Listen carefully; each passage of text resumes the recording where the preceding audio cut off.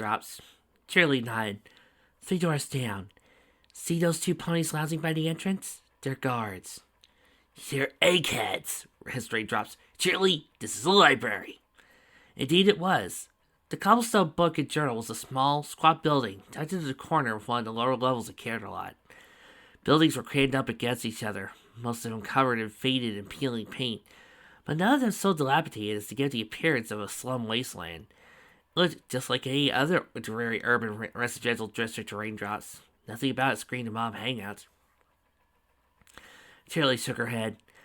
See how those 2 ponies have bulges in their saddle bags? Those are probably saps. Now how neither of them have actually turned a page in their books at the last minute, and how often they glance up. They're guarding their bosses. She smiled slightly. Do you know how hard it is for the government to subpoena records of who uses libraries and what they do here?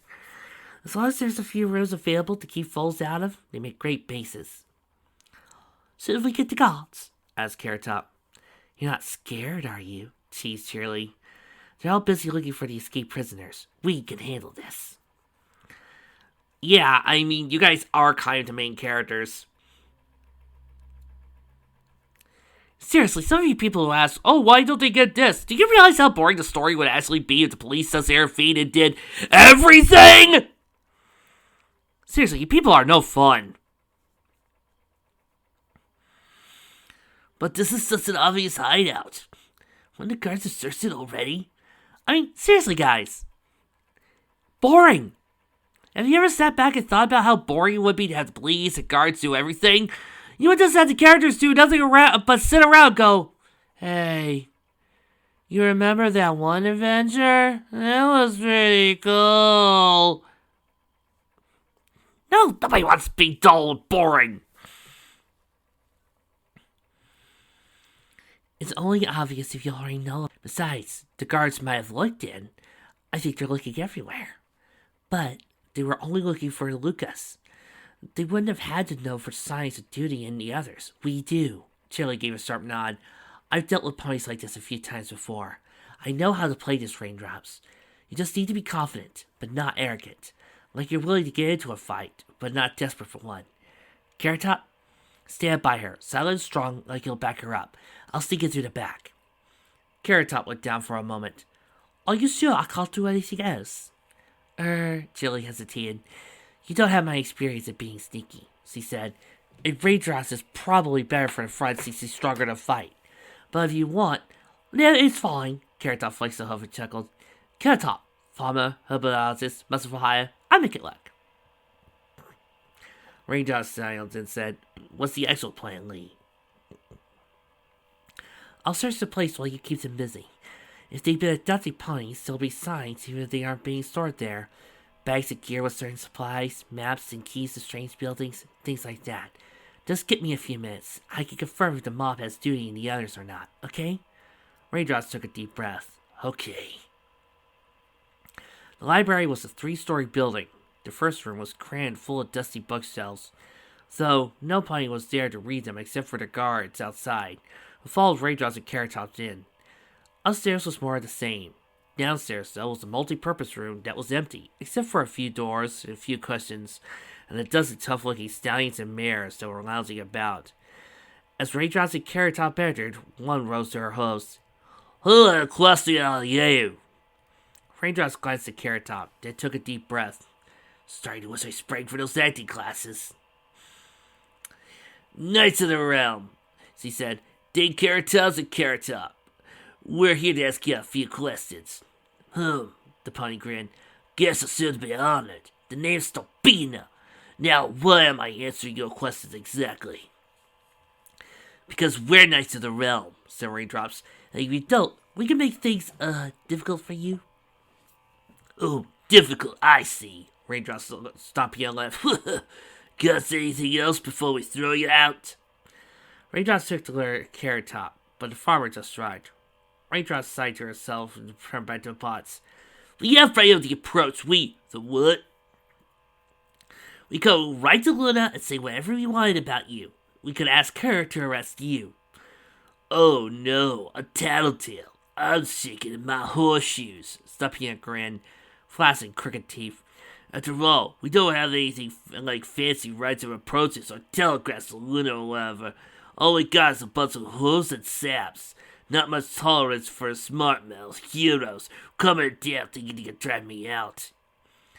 Chili? Thought Raindrops. Maybe hurry? See, when some ponies come here and start trying to push us around, well, we don't get mad. We're nice folks, but you see, our hooves, they get real mad. When they get real mad, things happen. Sapia chuckled. Bad things. Why don't you just studs around now? Get out of here before anything bad happens to yous. Bad things, thought Raindrops. We almost been killed loads of time. Ponyville was wrecked. We had to fight basilisks and necromancers and the entire sun. I'll show you mad. She scowled. Mad? Don't worry. I know the feeling. My hoes get mad too, sometimes. Actually, they get mad a lot. I don't, but let's be clear about something. When your hoes get mad, Ponies don't get together and team up on some poor stallion for a sled bunny. When mine get mad, her eyes flash. Do you want to hear what happens when my hoes aren't happy, Sapina? It was easy for Raindrops to continue. All she had to do was think of Diamond Tiara, Silver Spoon, Green Grass, Fisher, and Blue Blood, the entirety of the government, the useless criminals they were wasting time trying to help. She thought of all the pain he put her brother, and all the good ponies through. And as she continued to speak, she imagined Stampede and her thugs were the embodiment of all those wicked ponies, and her voice began to grow. When timber wolves from the Everfree Forest attacked our village, these hoes ripped them into kindling. When a basilisk threatened the town of Owen, these hoes turned a snake into a belt. Raindrops jumped so she was directly in front of Stampina. When a 50-foot dragon attacked us at an ancient castle, these hoes pulverized them. When the demon ram Grogar, who murdered tens of thousands of donkeys, returned to life, these hoes ripped apart his necromancy-driven monsters piece by piece back to Tartarus. Ah, began Stampina. And then, when the tired sun returned, Raindrops shoved Stampina into a wall, simultaneously knocking back one more thug and tried to stop her. She made these hoes very angry, and these hoes responded. She held up her front left hoof. This hoof has bucked the sun in the face and lived to tell about it, she hissed. So I advise you to think very hard about what you would do to your face, because my hoofs do not forgive. They do not forget, and they get angry very easily. The two were silent for a moment. Stampina looked terrified. Raindrops felt vaguely sick. She had given to her temper, she knew, and that was dangerous. But it's the only thing to get through to thugs. I'm in control, we'll be okay. She screwed her face into a certain expression. Well? Stampina stared at Raindrops for a moment more, then managed to knock her a laugh. Of course, a ghost! Not dreaming traveling with such a great hero. Please, sit down. She gestured. Cussers were set up by the thugs. I'm sure that you and your friend here want to ask a few pleasant questions. If you're lucky. Raindrops released Stampede and let her slide to the ground. Start talking. Yeah, said Carrot Top. Stop talking. Raindrops gave the farmer a look and blushed. Never mind, she murmured. Stampede sat down by a cushion, and the rest followed suit. So, tell me, what brings the element strongman to my cook to my door? Raindrops frowned. Cook? I do more than just cook, snapped Carrot Top. Right, of course. You're also the, mascot, asked an officer in a hopeful voice. Raindrops told her that flipping something wouldn't help matters. Just tell us where Lucas are. We don't know, Stampede frowned. Wait, that's what this is about? Look, we've been searching too. They've been going to deep cover. I've got no idea where they are. And you expect me to believe you? Asked Raindrops. Tell her behoves. Hey, that's all I know. We heard about the breakout the same way you did, when guys put up noses all over the neighborhood. Trust us, if we knew what they were, we'd be there in an instant to get them home to Philadelphia. That isn't happening, said Raindrops. The Lucas are going to jail. You should be too. Yeah, well, no police pinned anything on me yet. Stampede recovered a little of her smile. Ain't that the same, huh? Raindrops glanced around and noticed that, while there were a dozen ponies in the room besides them, it still seemed somewhere sparse. Any pony not here today? Stampede hesitated.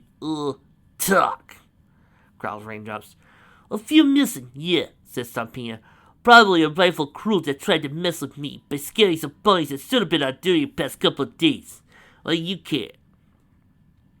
Raindrops flashed an alarmed look at Carrot Top. If these guys don't have to look us, then they are behind the abductions. If that's the case, those missing thugs were probably abducted too. See, this is even bigger than we thought. Once we don't have the lead that we thought we did. Now what? Stop here, Roser host. If you want, I can show you the base.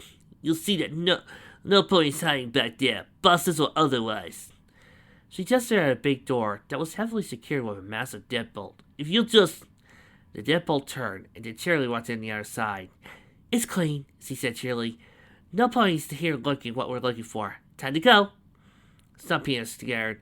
But that room is secured. I know, said Cheerily. She tried to the door, Mafia Pony somehow knowing when to give her a wide berth. Come on, knights, we have a job to do.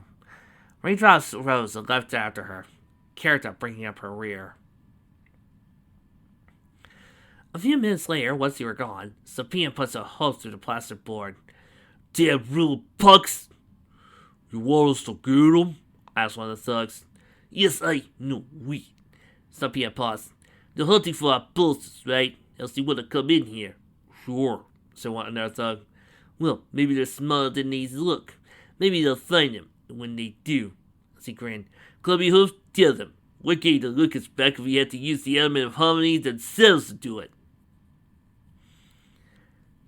I'm sorry, said Raindrops once they were a few blocks away. Carrot Top, I shouldn't have let them insult you like that. It's fine, Carrot Top sighed. Doesn't matter what they think, right? You're not actually taking it seriously, are you? The farmer didn't speak for a moment. Finally, he said, maybe we could talk about it later. We should help Snails and Charity's friend first. Raindrops smiled gratefully. Okay, we'll help Snails first. But after that, you and I are going for all the ways you're awesome. And Carrot Top couldn't help but grin in response. Cheerily coughed. Ahem. Anyways, I didn't find any signs of the bosses or the few prisoners. Did you learn anything, Raindrops? Yeah, it's bigger than we thought. Raindrops calculated what they found out. I think we can assume the mob ponies are in jail, or Stampina wouldn't have been expecting them. They're just gone. So the only thing we know now is that a bunch of criminals is missing, and the only link between them is that they either got away with their crimes, or they didn't get much of a sentence. Well, Cheerily got outside. At least the mob doesn't have duty, then, or the others. Well, some pony does, said Carrot Top. What should we do? Cheerily shook her head. I don't know. I don't have any other suspects. I can't imagine any other groups who'd be able to abduct so many ponies, especially Mafia ponies. Probably know how to fight, and the guards are still occupied chasing the Lucas. She looked down. I'm out of ideas. Then we should at least pick Snails up, said Raindrops. Think it's something on the way there. They made a few more blocks before Carrot Top ventured. What if we try it the other way? If we know certain ponies might be abducted, maybe can't we get to them fast and late? Do you know any criminals who got off easy or weren't captured? Said Raindrops. Besides the entire night court, I mean. They're behind castle walls. That'd be tough for any pony to break through, said Cheerily. Green grass isn't, and the court's not much punishment for everything he pulled. Whoever's doing this might not think it's enough.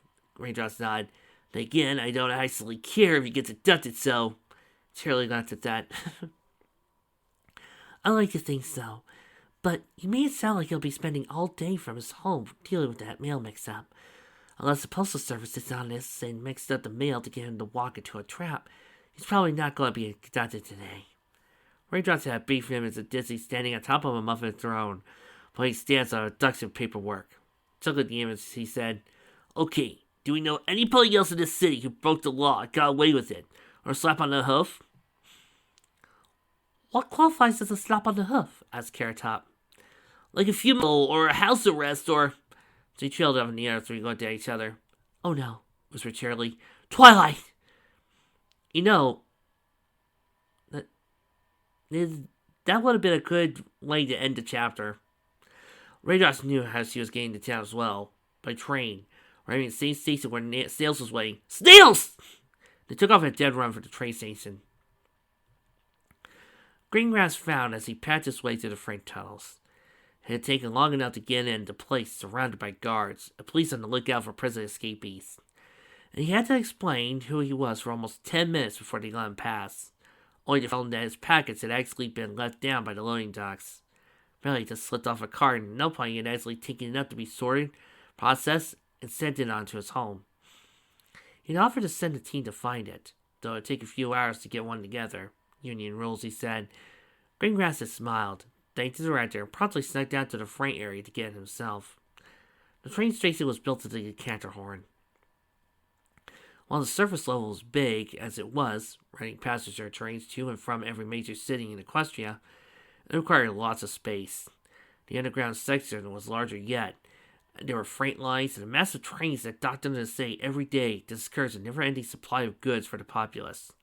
There were dozens of tracks along with wheelhouses, roadhouses, garages, and repair bays, and everything else needed to keep the trains running on time. Still, the tunnel seemed oddly deserted, and even the lights were dimmed. Greengrass fairly soon. He saw a posted notice announcing that, due to escaped criminals having a history of hiding underground, the tunnels were considered unsafe until they were recaptured, and the sailboats were requesting that ponies avoid them. But something about that seemed odd to Greengrass. Strange, he thought.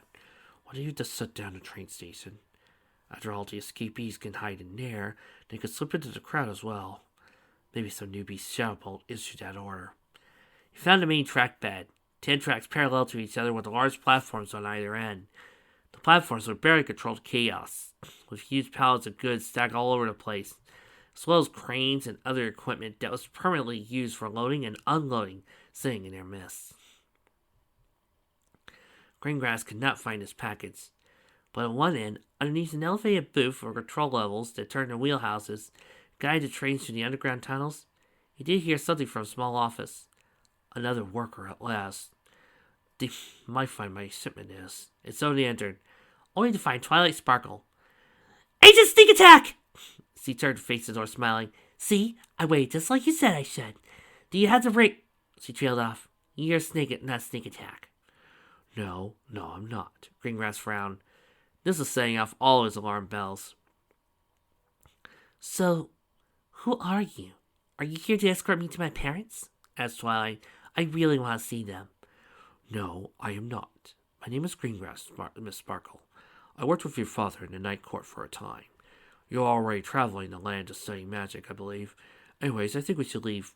Twilight blinked. Greengrass? My father told me about you. She tilted her head. Didn't you go crazy 6 months ago? What? No, said Greengrass, looking around. I don't think... Yeah, he said you broke down at the fall formal ball for all the high-level nobles. Oh, I did not break down. I was just trying to advocate for a very important bill. Greengrass didn't want to think about the time, but found his files, drifting back regardless. It was to help a dear friend of mine. He tried to get back on track. Miss Twilight, I thought you were under house arrest at Ponyville. Twilight's smile grew. I was, but I've been on such good behavior I was granted leave to visit my family for the weekend. Agent Sneak Attack brought me all the way here. It's just, there was a problem with my magic blocking horn ring. She waved to hold the ring around her horn, which was indeed sparking. And he said I'm not legally allowed to leave the train station without a working one. So he told me just wait here and he'll come back. Greengrass stared. First of all, you can't get a pass to go home to visit your parents unless you're under house arrest for at least a year. Generally. I suppose Luna might make an exception for Nightlight's daughter, but not so soon after denouncing us all for nepotism. It's not possible you would have a real pass to go home. Second, there's no law about leaving the train station without a ring. Why would the train station be special? Either you can't leave home without one, or you don't need one at all. Third, Greengrass gulped. Third, somebody went through a lot of effort to get you here without looking like they were doing it. Now I'm here too. This is not good. Do you believe in forces, Miss Sparkle? He asked as he heard the doors leading away from the track bed begin to close. No, of course not. Those are just superstitions. Why? A huge bulky figure with a glowing horn stepped out the last door before it too slammed shut and locked. He growled something inarticulate and ate his horn at the office. Because, said Greengrass, I'm